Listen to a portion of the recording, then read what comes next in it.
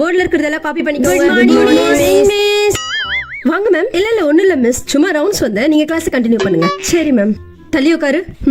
ஐயோ, என்ன இவங்க இங்க வந்து உட்காந்துட்டாங்க? எரும மாடு. மிஸ், கிளாஸ் ஒர்க் எங்க? எதுக்கு ரஃப் நோட்ல எழுதிட்டு இருக்க? கிளாஸ் ஒர்க் எடுத்துன்னு வரல மிஸ்.